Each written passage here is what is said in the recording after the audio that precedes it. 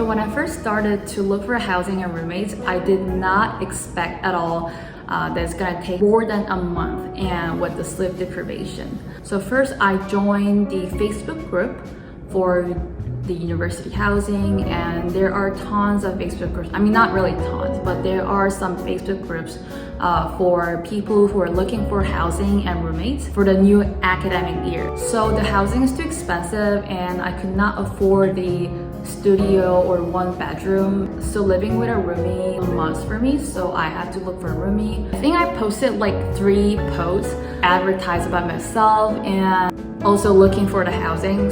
So you would have to provide certain budget for your housing, and then like where you would like to live and like what kind of living style you would have.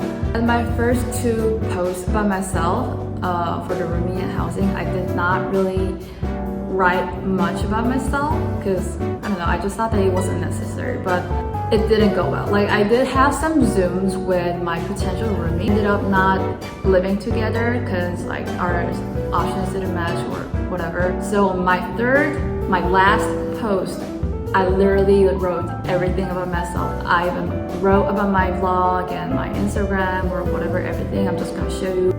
As you can see, it's super detailed because I figured out that just like you are, your potential roomies might be curious and even a little bit worried about the person they'll live with. So I wanted to let my potential roomie to know what kind of person I am. So if they think we vibe, then they'll just reach out.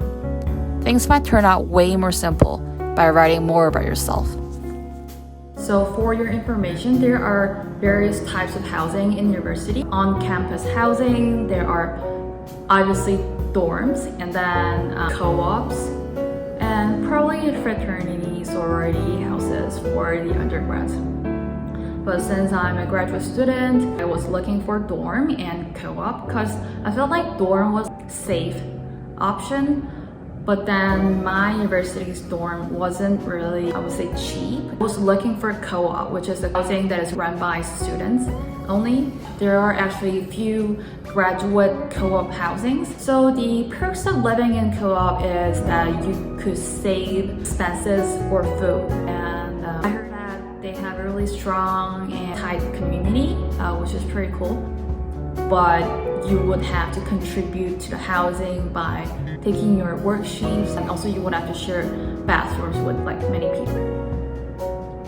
Even though Ann Arbor is like a small college town, I don't know why the housing is so expensive here. Usually when you want to live here, it starts from 1K or like 1.3K ish.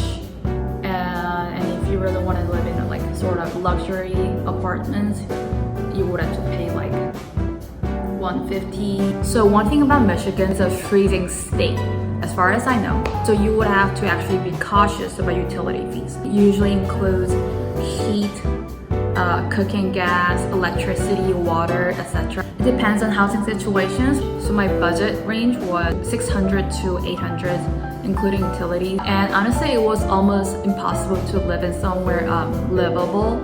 And also meet my budget range. Miraculously, I somehow got a really amazing place and also met an amazing roomie. So yeah, I'm really looking forward to it.